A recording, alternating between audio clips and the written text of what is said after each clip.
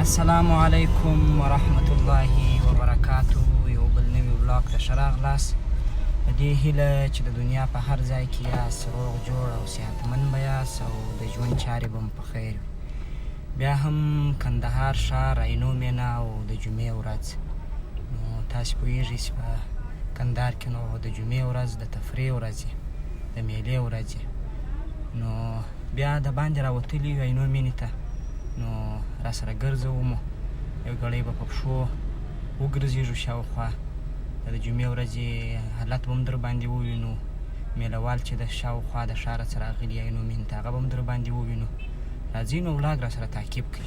نو فعلا دا دی پر اوله فواره یم، نن یو څه وریځم ده، هوا مې یو څه خوپه ده، نو ځو دغسې مخ ته سوکه سوکه.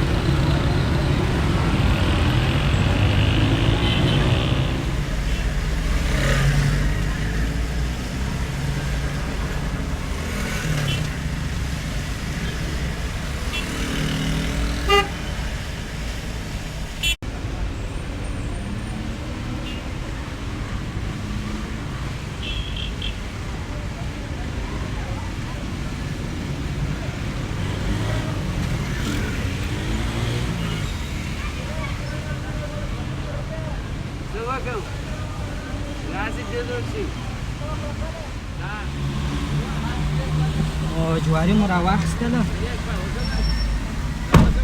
دا د جواري د وینې لوکس تازه پاخه دي، ګرم دي. اوس به یو ځای کښېنو، ورته وبې خورو، نوشیجان بې کړو. راځئ نو له خیره سره. جواري مو راواخیستله، تازه خوندور جواري دي، ګرم. نو دا به مو خورو سوکه سوکه، مخ ته مو هم له خیره سره کار به کوم، بیا یم نو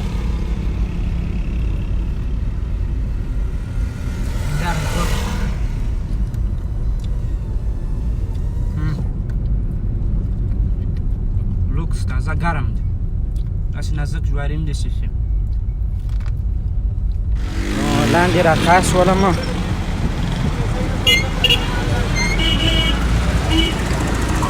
دا ساحه به در باندې ووینم.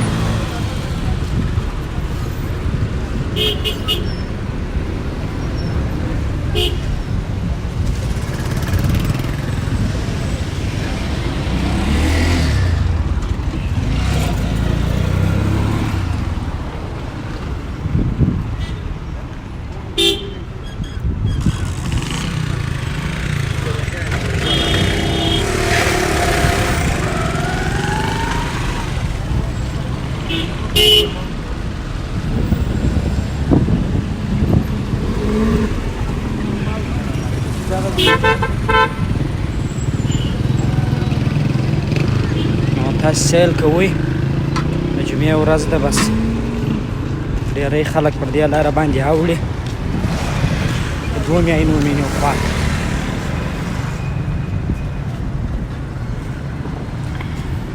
نو دلته ځینې ځایو کې پلۍ خرڅېږي ځینې ځای میوه خرڅېږي دې خواته بیا په دا چمني کې خلک کښېني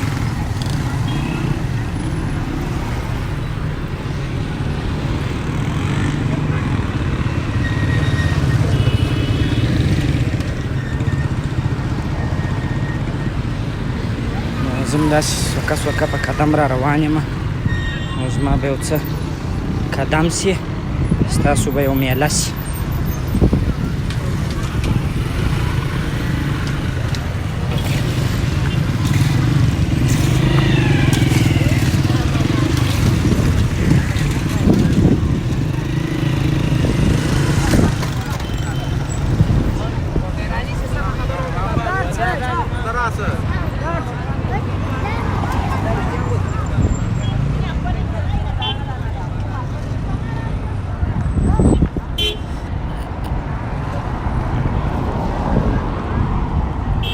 بیرته دې بل لاین ته راواوښتم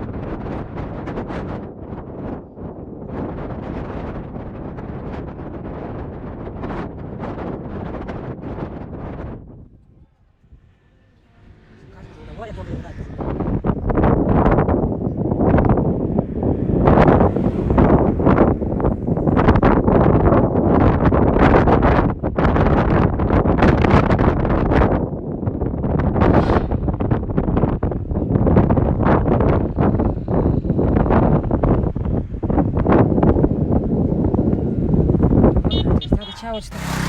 نو دا و د دې جمعې ولاګ چې دا ځینې ښایسته صحنې مو در باندې ولیدلې.